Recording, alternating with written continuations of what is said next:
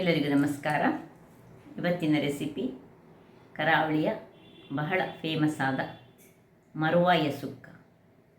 ಅಂದರೆ ಮರುವಾಯಿಗೆ ಕಪ್ಪೆ ಚಿಪ್ಪ ಅಂತ ಸಹ ಹೇಳ್ತಾರೆ. ಸೊ ಬಹಳ ರುಚಿಕರವಾಗಿ ಬರ್ತದೆ ಮತ್ತು ಗಂಜಿಯೊಟ್ಟಿಗೆ ಅಂತೂ ಒಂದು ಸೂಪರ್ ಕಾಂಬಿನೇಷನ್. ಹಾಗಾದರೆ ಯಾರೆಲ್ಲ ನನ್ನ ಚಾನಲನ್ನು ನೋಡ್ತಿದ್ದೀರಿ, ಯಾರೆಲ್ಲ ಇನ್ನೂ ಸಬ್ಸ್ಕ್ರೈಬ್ ಮಾಡಿಲ್ಲ, ದಯವಿಟ್ಟು ಸಬ್ಸ್ಕ್ರೈಬ್ ಮಾಡಿ ಸಪೋರ್ಟ್ ಮಾಡಿ ಅಂತ ಹೇಳ್ತಾ ಬನ್ನಿ. ಯಾವ ರೀತಿಯಲ್ಲಿ ನಾನು ಹೇಗೆ ಮಾಡ್ತೇನೆ ಹಾಗೂ ನನ್ನ ಫ್ಯಾಮಿಲಿಯಲ್ಲಿ ನನಗೆ ನನ್ನ ಅಜ್ಜಿ ಕಲಿಸಿಕೊಟ್ಟ ರೀತಿಯಲ್ಲಿ ನಾನು ಮಾಡಿದ್ದೇನೆ. ಬೇರೆ ಬೇರೆ ರೀತಿಯಲ್ಲಿ ಮಾಡ್ತಾರೆ. ಹಾಗಾದರೆ ಬನ್ನಿ ಹೇಗೆ ಮಾಡೋದನ್ನು ನೋಡೋಣ. ನಮಸ್ತೆ ಮಿತ್ರರೇ, ಇಲ್ಲಿ ನೋಡಿ, ಇವತ್ತು ಮರುವಾಯಿ ಅಂದರೆ ದೊಡ್ಡ ಮರುವಾಯಿ, ಕೇಸ ಮರುವಾಯಿ ಅಂತ ಕರಿತೇವೆ ನೋಡಿ. ಈ ಕಲರಲ್ಲಿದ್ದರೆ ಇದಕ್ಕೆ ಕೇಸ ಮರುವಾಯಿ ಅಂತ ಕರೀತಾರೆ. ಈ ಮರುವಾಯಿಯನ್ನು ಬಳಸಿ ಇವತ್ತು ಕರಾವಳಿ ಶೈಲಿಯ ಒಂದು ಸುಕ್ಕ ಮಾಡೋಣ. ಇದಕ್ಕೆ ಏನು ಮಾಡಬೇಕು ಹೇಳಿದರೆ, ಇದನ್ನೊಂದು 5-6 ಗಂಟೆಗಳ ಕಾಲ ನೀರಿನಲ್ಲಿ ನೆನೆಸಿಟ್ಕೊಳ್ಬೇಕು. ನೆನೆಸಿಟ್ಟುಕೊಂಡ್ರೆ ಏನಾಗ್ತದೆ, ಅದರಲ್ಲಿರುವ ಮರಳು ಅದು ನದಿಯಿಂದ ಅಥವಾ ನಾವು ಸಮುದ್ರದಿಂದ ತರುವುದಲ್ಲ, ಹಾಗಾಗಿ ಇದು ತುಂಬ ಮಣ್ಣಿರ್ತದೆ. ಆ ಮಣ್ಣು ಇದರಲ್ಲಿ ಬಿಟ್ಟುಕೊಳ್ತದೆ. ಸುರಿಗೆ ಒಮ್ಮೆ ಚೆನ್ನಾಗಿ ತೊಳೆದು ಆಮೇಲೆ ಇದನ್ನು ನೀರಿನಲ್ಲಿ ಹಾಕಿಟ್ಟುಕೊಂಡು ಒಂದು 6 ಗಂಟೆ, ಮಿನಿಮಮ್ ಒಂದು 6 ಗಂಟೆ ಆದರೂ ಇಟ್ಕೊಳ್ಬೇಕು. ಸೊ ಆಮೇಲೆ ಹೇಗೆ ಮಾಡೋದನ್ನು ನೋಡೋಣ.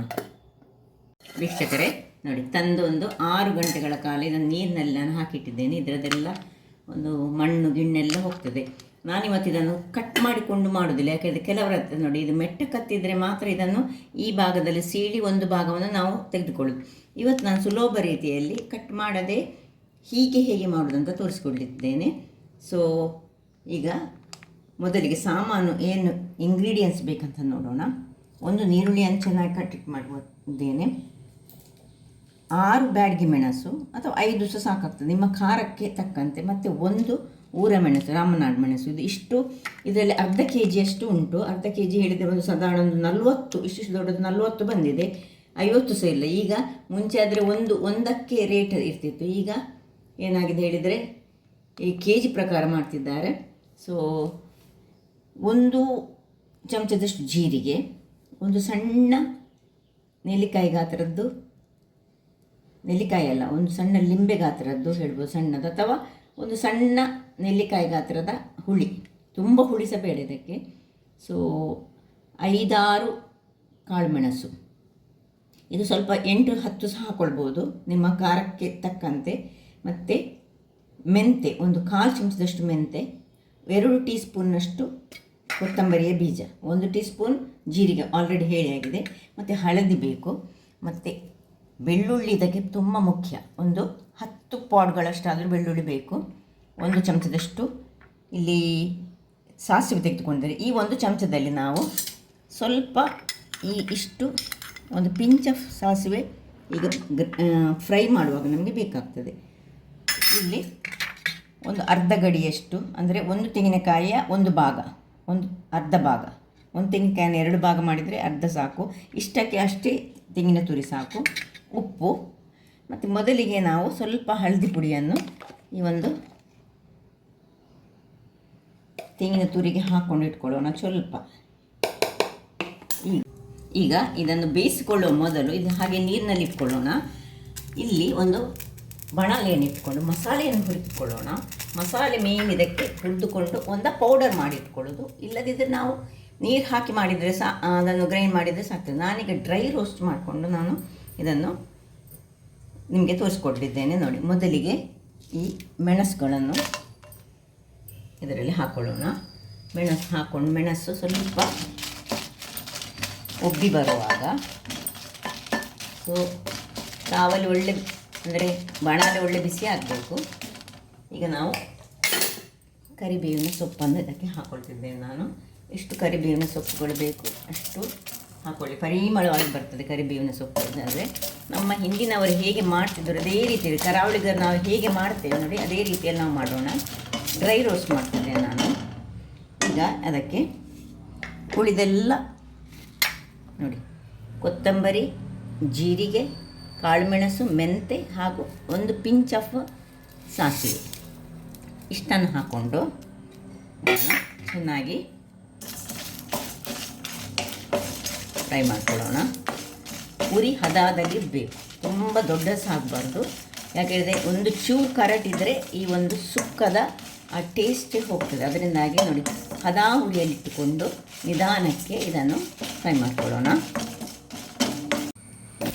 ಇದಾಯಿತು ನೋಡಿ. ಯಾವಾಗ ಸಾಸಿವೆ ಪಟ ಅಂತ ಅಂತು ಇದನ್ನು ನಾವು ಆಫ್ ಮಾಡಿಕೊಂಡು ಇದನ್ನು ಅಲ್ಲಿ ತಣ್ಣಗಾಗಲಿಕ್ಕೆ ಬಿಡೋಣ. ವೀಕ್ಷಕರೇ ನೋಡಿ, ಇದಕ್ಕೆ ತಣ್ಣಗಾಯಿತು. ಈಗ ಇದನ್ನು ಒಂದು ಮಿಕ್ಸಿ ಜಾರಿಗೆ ಹಾಕ್ಕೊಳ್ತಿದ್ದೇನೆ. ಇನ್ನು ಇದೇ ಸ್ವಲ್ಪ ಬಿಸಿ ಇರುವಂತಹ ಇದನ್ನು ಸ್ವಲ್ಪ ಇಟ್ಟುಕೊಂಡು ಗ್ಯಾಸ್ನಲ್ಲಿ ಇಟ್ಟುಕೊಂಡು ಒಂದು ಚಮಚದಷ್ಟು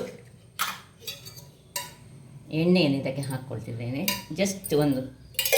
ಇನ್ನು ಏನು ನಾವು ಇಲ್ಲಿ ಹಳದಿ ಹಾಕ್ಕೊಂಡಿಟ್ಟಂತಹ ಇದನ್ನು ಹೀಗೆ ಮಿಕ್ಸ್ ಮಾಡಿಕೊಳ್ಳೋಣ. ಮತ್ತು ಈ ಒಂದು ಬಿಸಿ ಆದ ಇದಕ್ಕೆ ಒಂದು ಪಿಂಚ್ ಆಫ್ ಬಡೆ ಸೊಪ್ಪು, ಇದು ತುಂಬ ಪರಿಮಳವನ್ನು ಕೊಡ್ತದೆ. ಬಡೆ ಸೊಪ್ಪು ಹಾಕ್ಕೊಳ್ತಿದ್ದೇನೆ. ಇನ್ನು ಎರಡು ಬೆಳ್ಳುಳ್ಳಿ ಇದಕ್ಕೆ ಈಗ ಹಾಕ್ಕೊಂಡು ಈ ತೆಂಗಿನ ತುರಿಯನ್ನು ಇದರಲ್ಲಿ ಹಾಕ್ಕೊಳ್ತಿದ್ದೇನೆ. ಇದೆಲ್ಲ ನನ್ನ ಅಜ್ಜಿ ಮಾಡ್ತಿದ್ದ ರೀತಿಯಲ್ಲಿ ನಾನು ಮಾಡ್ತಿದ್ದೇನೆ. ಇದು ಓಲ್ಡ್ ಶೈಲಿಯ ರೀತಿ. ಆದರೆ ಅವರು ಮಾತ್ರ ಬಡೆ ಸೊಪ್ಪಿನ ಬದಲು ಜೀರ ಹಾಕ್ತಿದ್ರು ಸ್ವಲ್ಪ. ನಾನು ಸ್ವಲ್ಪ ಬಡೆ ಸೊಪ್ಪು ಹಾಕಿದ್ದೆ, ಅದಕ್ಕೊಂದು ಪರಿಮಳ ಸಹ. ಮತ್ತು ಈ ಕಪ್ಪೆ ಚಿಪ್ಪು ಉಂಟಲ್ಲ, ಮರುವಾಯಿ, ಅದು ಸ್ವಲ್ಪ ವಾಯಾಂಶ ಸಹ ಉಂಟು ಅದರೊಟ್ಟಿಗೆ. ಅದರಲ್ಲಿ ಈಗೀಗ ಏನೆಲ್ಲ ಈ ನೀರಿನಲ್ಲಿ ಸಹ ಕೆಮಿಕಲ್ಸ್ಗಳಲ್ಲಿ ಇರ್ತದಲ್ಲ, ಹಾಗಿರುವಾಗ ಸ್ವಲ್ಪ ಬಡೆ ಸೊಪ್ಪನ್ನು ಹಾಕಿದರೆ ವಾಯಿಗೆ ಸಹ ಒಳ್ಳೆಯದಾಗ್ತದೆ. ಜೀರ ಸಹ ಹಾಗೆ, ಜೀರ ಹಾಕಿದರೆ ಸಾಕ್ತದೆ. ಜೀರವನ್ನು ನಾನು ಇದಕ್ಕೆ ಹಾಕ್ಕೊಂಡಿದ್ದೇನೆ ನೋಡಿ. ಈಗ ಇದಿಷ್ಟು ಸ್ವಲ್ಪ ಜಸ್ಟ್ ಒಂಚೂರು ಫ್ರೈ ಆದರೆ ಸಾಕು, ಆಫ್ ಮಾಡ್ಕೊಳ್ತಿದ್ದೇನೆ. ಒಂದು ಸ್ವಲ್ಪ ಬಿಸಿ ಆದರೆ ಆಯಿತು. ಸೊ ನೋಡಿ ಸಾಕು, ಇದು ಆಫ್ ಮಾಡಿಕೊಂಡು ಅದು ಅಲ್ಲಿರಲಿ. ಇಲ್ಲೀಗ ಇದಕ್ಕೆ ಹುಳಿಯನ್ನು ಹಾಕ್ಕೊಳ್ತಿದ್ದೇನೆ. ಮತ್ತು ನೀರುಳ್ಳಿ ಕಟ್ ಮಾಡಿದ್ರಲ್ಲಿ ಒಂದು ನೀರುಳ್ಳಿ ಕಟ್ ಮಾಡಿಟ್ಟಿದ್ದೇನೆ. ಇದರಲ್ಲಿ ಸ್ವಲ್ಪ ಒಂದು ಕಾಲು ಭಾಗದಷ್ಟು ನೀರುಳ್ಳಿಯನ್ನು ಹಾಕ್ಕೊಳ್ತಿದ್ದೇನೆ. ಇನ್ನು ಎರಡು ಅದಕ್ಕೆ ಹಾಕ್ಕೊಂಡೆ. 2 ಈ ಬೆಳ್ಳುಳ್ಳಿಯನ್ನು ಹಾಕ್ಕೊಂಡು ಇದಕ್ಕೆ ನೀರನ್ನು ಹಾಕಿ ಇದನ್ನು ಒಂದು ಪೇಸ್ಟ್ ಮಾಡಿ ತರ್ತೇನೆ. ವೀಕ್ಷಕರೇ ನೋಡಿ, ಇಷ್ಟು ಗ್ರೈಂಡ್ ಆಯಿತು. ಇಷ್ಟು ಗ್ರೈಂಡ್ ಆಗುವಾಗ ಇದಕ್ಕೆ ಸ್ವಲ್ಪ ಹಳದಿಯ ಪುಡಿಯನ್ನು ಹಾಕ್ಕೊಳ್ತಿದ್ದೇನೆ. ಹಳದಿಯ ಕೊಂಬಾದರೆ ಮೊದಲೇ ಹಾಕ್ಕೊಂಡು ಗ್ರೈಂಡ್ ಮಾಡಿಕೊಳ್ಳಿ. ಇನ್ನು ಚೂರು ನೀರನ್ನು ಹಾಕ್ಕೊಳ್ತಿದ್ದೇನೆ. ಇನ್ನೊಮ್ಮೆ ಒಳ್ಳೆ ಫೈನಾಗಿ ಗ್ರೈಂಡ್ ಮಾಡಿ ತರ್ತೇನೆ. ವೀಕ್ಷಕರೇ ಇಲ್ಲಿ ನೋಡಿ, ಈ ರೀತಿ ತುಂಬ ಫೈನ್ ಅಂತ ಹೇಳೋದಿಲ್ಲ. ನಾವು ಮೀನಿಗೆಲ್ಲ ಮಾಡುವ ಹಾಗೆ ಫೈನ್ ಬೇಡ, ಈ ರೀತಿ ಆದರೆ ಸಾಕು. ಇಷ್ಟು ಆದರೆ ಸಾಕು. ಈಗ ಇದನ್ನು ಒಂದು ಪಾತ್ರೆಗೆ ಶಿಫ್ಟ್ ಮಾಡ್ಕೊಳ್ತಿದ್ದೇನೆ. ಇದೇ ಒಂದು ಮಿಕ್ಸಿಯಲ್ಲಿ ಸ್ವಲ್ಪ ಈ ಮಸಾಲೆಯನ್ನು, ಅದರಲ್ಲಿ ಅಂಟಿಕೊಂಡಿರುವ ಮಸಾಲೆ ಇರ್ತದಲ್ಲ, ಅದನ್ನು ಇಟ್ಟುಕೊಂಡು ನಾವು ನೋಡಿ ಇದಕ್ಕೆ ಈ ಏನು ಫ್ರೈ ಮಾಡ್ಕೊಂಡಿದ್ದೇವೆ ನೋಡಿ, ಸ್ವಲ್ಪ ಹೆಚ್ಚು ಫ್ರೈ ಮಾಡಬಾರ್ದು. ಈ ತೆಂಗಿನ ತುರಿಯಲ್ಲಿ ಅದು ಡ್ರೈ ಆಗಬಾರ್ದು, ಅದರದ್ದು ಸ್ವೀಟ್ನೆಸ್ ಅದರಲ್ಲಿ ಇರಬೇಕು. ಈ ಬೆಳ್ಳುಳ್ಳಿ ಮತ್ತು ಇದರಲ್ಲಿ ಈ ಬಡೆ ಸೊಪ್ಪುಂಟು ಮತ್ತು ತೆಂಗಿನ ತುರಿ, ಚೂರು ಜೀರ ಸಹ ಬೇಕಿದ್ರೆ ಹಾಕ್ಕೊಳ್ಬೋದು. ಸೊ ನನ್ನ ಅಜ್ಜಿ ಮಾಡುವಾಗ ಬಡೆ ಸೊಪ್ಪಿನ ಬದಲು ಜೀರಿಗೆಯನ್ನು ಹಾಕ್ಕೊಳ್ತಿದ್ರು, ಖಾಲಿ ಜೀರಿಗೆ ಮಾತ್ರ. ಈಗ ಸ್ವಲ್ಪ ಬಡೆ ಸೊಪ್ಪು ಹಾಕಿದರೆ ಸ್ವಲ್ಪ ಪರಿಮಳ. ಇದನ್ನೀಗ ಕೋಸ್ಲಿ ಒಂದೇ ಸುತ್ತು ಗ್ರೈಂಡ್ ಮಾಡ್ಕೊಂಡು ತರ್ತೇನೆ. ಇಲ್ಲಿ ನೋಡಿ, ಈ ರೀತಿಯಾಗಿ ಹೀಗೆ ಮಸಾಲೆ ಬರಬೇಕು. ಇಷ್ಟು ಪರಿಮಳ ಉಂಟು ಹೇಳಿದರೆ ಇದರಲ್ಲಿ ಬಡೆ ಸೊಪ್ಪು, ಬೆಳ್ಳುಳ್ಳಿ ಮತ್ತು ತೆಂಗಿನ ತುರಿ ಇಷ್ಟೇ ಇರೋದು. ಇದನ್ನೀಗ ಪಕ್ಕಕ್ಕೆ ಇಟ್ಕೊಳ್ಳೋಣ. ಇಲ್ಲೀಗ ನಾನೊಂದು 10 ಬೆಳ್ಳುಳ್ಳಿಯನ್ನು ಗುದ್ದಿಕೊಳ್ಳುವ ಮೊದಲು ಇಲ್ಲಿ ನಾನೊಂದು ಬಾಣಲೆ ಅಂದರೆ ಮಣ್ಣಿನ ಪಾತ್ರೆಯನ್ನು ಇಟ್ಟುಕೊಂಡಿದ್ದೇನೆ. ಇಲ್ಲಿ ಅದರ ಮೊದಲು ಇದನ್ನೊಂದು ಸ್ವಲ್ಪ ರೆಡಿ ಮಾಡಿಟ್ಕೊಳ್ಳೋಣ. ಒಂದು ಸಿಪ್ಪೆಲ್ಲ ಏನು ತೆಗೆಯೋದು ಬೇಡ, ಇದನ್ನು ಗುದ್ದಿಕೊಳ್ಳೋಣ. ಈಗ ಇದನ್ನು ಪಕ್ಕಕ್ಕಿಟ್ಟು ಇಲ್ಲಿ ಇದು ಬಿಸಿ ಆಯಿತು. ಆ್ಯಕ್ಚುಲಿ ಮುಂಚಿನವರಾದರೆ ಇದನ್ನು 2 ಭಾಗ ಮಾಡಿ ಒಂದು ಭಾಗವನ್ನು ತೆಗಿತಿದ್ದರು. ಈಗ ನಾನೆಂತ ಮಾಡ್ತೇನೆ, ಈ ಪೇಟೆಯಲ್ಲೆಲ್ಲ ಇರುವವರಿಗೆ ಇದು ಮೆಟ್ಟ ಕತ್ತಿಯಲ್ಲಿ ತೆಗೆದು ಮಾಡಲಿಕ್ಕೆ ಆಗೋದಿಲ್ಲ ಹೇಳಿ, ನಿಮಗೆ ನೋಡಬೇಕಿದ್ರೆ ನನ್ನದು ಹಿಂದಿನ ವಿಡಿಯೋ ಹೋದರೆ ಹೇಗೆ ಮೆಟ್ಟ ಕತ್ತಿಯಲ್ಲಿ ಒಂದು ಭಾಗವನ್ನು ತೆಗೆದುಕೊಳ್ಳುವುದಂತ ಉಂಟು. ನಾನು ಹಿಂದಿನ ವಿಡಿಯೋದಲ್ಲಿ ಒಂದು ಮಾಡಿದ್ದೇನೆ, ಮುಂಚೆ ಸ್ವಲ್ಪ 1 ವರ್ಷದ ಹಿಂದೆ ನನ್ನ ನೆನಪಿನ ಪ್ರಕಾರ. ಇಲ್ಲೀಗ ಪಾತ್ರೆ ಬಿಸಿಯಾಗಿದೆ. ಬಿಸಿಯಾದ ಪಾತ್ರೆಗೆ ಸ್ವಲ್ಪ ಒಂದು 2-3 ಚಮಚದಷ್ಟು ಎಣ್ಣೆ ಬಿಸಿಯಾಗುವಾಗ ಈ ಬೆಳ್ಳುಳ್ಳಿ ಏನು ಜಜ್ಜಿಟ್ಟುಕೊಂಡಿದ್ದೇವೆ ನೋಡಿ, ಆ ಬೆಳ್ಳುಳ್ಳಿಯನ್ನು ಹಾಕೊಳ್ತಿದ್ದೇನೆ. ಬೆಳ್ಳುಳ್ಳಿ ಸ್ವಲ್ಪ ಕಲರ್ ಚೇಂಜ್ ಆಗಬೇಕು, ಒಂದು 10 ಪಾಡ್ ಆದರೂ ಹಾಕ್ಕೊಳ್ಬೇಕು ನೀವು. ಇಲ್ಲದಿದ್ದರೆ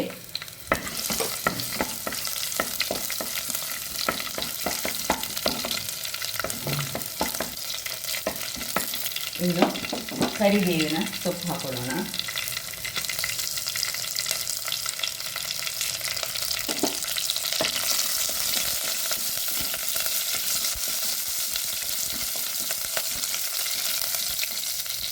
ಇನ್ನು ಏನು 1 ಚಮಚ ಸಾಸಿವೆಯಲ್ಲಿ ಪಿಂಚ್ ಆಫ್ ಸಾಸಿವೆಯನ್ನು ನಾವು ಮಸಾಲೆಗೆ ಇಟ್ಟಿದ್ದೇವೆ ನೋಡಿ. ಇದರಲ್ಲಿ 1 ಚಮಚದಲ್ಲಿ 3/4 ಚಮಚ ಉಂಟು. ಇದೀಗ ಒಡೆದುಕೊಳ್ಳಿ.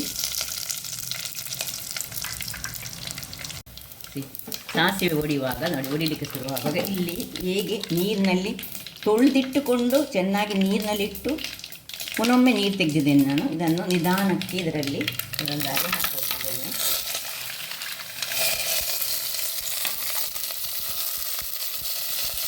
ಉರಿ ಸಣ್ಣದಿರಲಿ.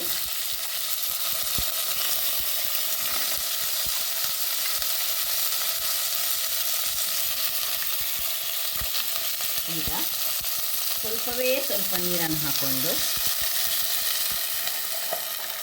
ಸ್ವಲ್ಪ ಒಂದು 1/4 ಲೋಟದಷ್ಟು ನೀರನ್ನು ಹಾಕ್ಕೊಂಡು ಈಗ ನೀರುಳ್ಳಿಯನ್ನು ಇದರ ಮೇಲೆ ಹಾಕ್ಕೊಳ್ತಿದ್ದೇನೆ. ಇನ್ನು ನಾವು ಮುಚ್ಚಳವನ್ನು ಮುಚ್ಚಿಕೊಳ್ಳಿಕೊಂಡು ಈಗ ಅದು ಬಾಯಿ ಓಪನ್ ಆಗೋ ತನಕ ನಾವು ಸ್ವಲ್ಪ ಈ ಸೌಟ್ ಆಗಲಿ ಏನು ಹಾಕ್ಕೊಳ್ಬಾರ್ದು. ಉರಿ ದೊಡ್ಡದಿರಲಿ, ಹಾಗೆ ಬಿಟ್ಕೊಳ್ಳೋಣ. ವೀಕ್ಷಕರು, ಇಲ್ಲಿ ನೋಡಿ, ನಾನು ಯಾಕೆ ನೀರಿನಲ್ಲಿ ಹಾಕಿಡಬೇಕು ಹೇಳ್ತೇನೆ ಹೇಳಿದರೆ ನೋಡಿ, ಇದರ ಅಡಿಯಲ್ಲಿ ಎಷ್ಟು ಮಣ್ಣು ಮತ್ತು ಒಂದು ನಮ್ಮನೆ ಕೊಳೆಗಳಿರ್ತದೆ. ಅದರಿಂದಾಗಿ 2-3 ಸತಿ ತೊಳೆದು ನೀರಿನಲ್ಲಿ ಹಾಕಿಟ್ಟರೂ ಅದರಲ್ಲಿ ಬರ್ತದೆ. ಅದರಿಂದಾಗಿ ಇದನ್ನು ಕ್ಲೀನ್ ಮಾಡೋದು ಬಹಳ ಇಂಪಾರ್ಟೆಂಟ್. ಯಾಕೆ ಹೇಳಿದರೆ ಇಲ್ಲದಿದ್ದರೆ ಹೊಟ್ಟೆ ಎಲ್ಲ ಹಾಳಾಗುವ ಚಾನ್ಸಸ್ ಇರ್ತದೆ. ಅದರಿಂದಾಗಿ ಈ ಒಂದು ಮರುವಾಯ ಸುಕ್ಕವಾಗಲಿ ಮರುವಾಯ ಪದಾರ್ಥ ಹೀಗೆ ಮಾಡುವಾಗಲೂ ಬಹಳ ನಾವು ಕೇರ್ಫುಲ್ಲಾಗಿ ಇರಬೇಕು. ವೀಕ್ಷಕರೇ, ಇಲ್ಲಿ ನೋಡಿ, 1-2-3 ನಿಮಿಷಗಳ ಬಳಿಕ ನೋಡಿ ಅದರಷ್ಟಕ್ಕೆ ಓಪನ್ ಆಗಿ ಮಾಂಸ ಹೊರಗೆ ಕಾಣ್ತಾ ಉಂಟು ನಿಮಗೆ. ಇಲ್ಲಿ ಗಮನಿಸಬೇಕಾದ ಅಂಶ ಹೇಳಿದರೆ, ಯಾವಾಗ ಬೇಯಲಿಕ್ಕೆ ಇಡ್ತೇವೆ ನಾವು, ಬೇಯಲಿಕ್ಕೆ ಇಟ್ಟ ಮೇಲೆ ನಾವು ಸೌಟ್ ಹಾಕಬಾರ್ದು. ಸೌಟ್ ಹಾಕಿದರೆ ಇದು ಓಪನ್ ಆಗೋದಿಲ್ಲ ಕರೆಕ್ಟಾಗಿ. ಹೀಗೆ ಮಾಡುವವರು, ಸಪೋಸ್ ನೀವು ಆಲ್ರೆಡಿ ಈ ಚಿಪ್ಪನ್ನು ಒಂದು ಚಿಪ್ಪು ತೆಗೆದು ಒಂದು ಚಿಪ್ಪಲ್ಲಿ ಹಾಕುವವರು, ಅದು ತೊಂದರೆ ಇಲ್ಲ.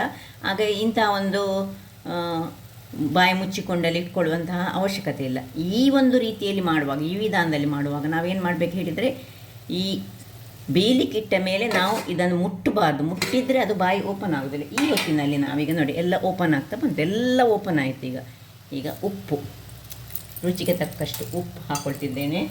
ಉಪ್ಪು ಹಾಕ್ಕೊಂಡು ನಾನು ಇದನ್ನು ಸ್ವಲ್ಪ ಈ ರೀತಿಯಲ್ಲಿ ನೋಡಿ ಅದರಷ್ಟಕ್ಕೆ ಸ್ವಲ್ಪ ನೀರು ಹಾಕ್ಕೊಂಡದ್ದು ನಾವು. ಆದರೂ ಎಷ್ಟು ನೀರಾಗಿದೆ ನೋಡಿ, ನೀರು ಬಂದಿದೆ. ಅದು ಅದರ ಒಳಗಿನಲ್ಲಿರುವಂತಹ ನೀರಿನ ಅಂಶ ಎಲ್ಲ ಹೊರಗೆ ಬಿಡ್ತದೆ. ಈಗ ನಾವು ಇದಕ್ಕೆ ಈ ಮಸಾಲೆ ಏನು ಮಾಡಿದ್ದೇವೆ ಆ ಮಸಾಲೆಯನ್ನು ಹಾಕೊಳ್ಳೋಣ. ಹಾಕ್ಕೊಂಡು ಇದನ್ನು ನಿಧಾನಕ್ಕೆ ಈ ರೀತಿಯಲ್ಲಿ ಸ್ವಲ್ಪ ಸೌಟ್ ಹಾಕ್ಕೊಳ್ಬೋದು, ನಿಧಾನದಲ್ಲಿ ಹಾಕ್ಕೊಳ್ಬೋದು. ಎಲ್ಲ ನೋಡಿ ಹೀಗೆ ಬಾಯಿ ಬಿಟ್ಟುಕೊಂಡು ರೆಡಿಯಾಗಿದೆ. ಈ ರೀತಿ ಮಾಡಿದರೆ, ಈ ರೀತಿ ಸಹ ಹಿಂದಿನವರು ಮಾಡ್ತಿದ್ದರು. ಓಪನ್ ಮಾಡಲಿಕ್ಕೆ ಟೈಮ್ ಎಲ್ಲ ಇರದಾಗ ಹೀಗೆ ಬೇಯಿಸಿಕೊಂಡು, ಅದು ಸಣ್ಣ ಸಣ್ಣ ಮರುವಾಯಿ ಆದರೆ ಹೀಗೆ ಓಪನ್ ಮಾಡೋದಿಲ್ಲ, ಓಪನ್ ಹೀಗೆ ಸ್ಟ್ರೈಟ್ ಅವೇ ಹೀಗೆ ಮಾಡ್ತಾರೆ. ಸೊ ದೊಡ್ಡದಾಗುವಾಗ ಯಾವಾಗಲೂ ನಿಧಾನಕ್ಕೆ ನಾವೀಗ ತಿರುಗಿಸ್ಕೊಳ್ಬೇಕು. ಯಾಕೆ ಹೇಳಿದರೆ ಇದನ್ನು ಓಪನ್ ಆಗಿ ಹೊರಗೆ ಬರ್ತದೆ. ಅದರಿಂದಾಗಿ ಇನ್ನು ಈ ಮಸಾಲೆಯನ್ನು ಹಾಕ್ಕೊಂಡು,